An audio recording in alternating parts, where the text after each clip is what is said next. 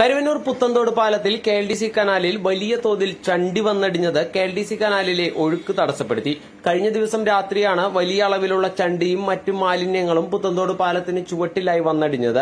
ഇതുമൂലം കെ.എൽ.ഡി.സി കനാലിലെ ഒഴുക്ക് തടസ്സപ്പെടുകയും സമീപ പ്രദേശങ്ങളിൽ വെള്ളം കയറാനുള്ള സാഹചര്യവും സൃഷ്ടിച്ചു. ഇന്ന് രാവിലെ ഫയർഫോഴ്സും നഗരസഭാ അധികൃതരും എത്തിയാണ് ചണ്ടി നീക്കം ചെയ്യാനുള്ള നടപടികൾ ആരംഭിച്ചത്. മണിക്കൂറുകളോളം പരിശ്രമിച്ചിട്ടും ഉച്ചയായിട്ടും ചണ്ടി പൂർണ്ണമായും നീക്കം ചെയ്യാൻ സാധിച്ചിട്ടില്ല. ഹിറ്റാച്ചി യന്ത്രം ഉപയോഗിച്ച് ചണ്ടി നീക്കം ചെയ്യാനുള്ള ശ്രമത്തിലാണ് നാട്ടുകാരും ഉദ്യോഗസ്ഥരും. ഉന്നത വിദ്യാഭ്യാസ മന്ത്രി ഡോക്ടർ ആർ ബിന്ദുവും സ്ഥലത്ത് സന്ദർശനം നടത്തി നടപടികൾ വിലയിരുത്തി. കനാലിലേക്ക് വീഴാറായി നിൽക്കുന്ന മരങ്ങളും മുറിച്ചു മാറ്റുന്നുണ്ട്.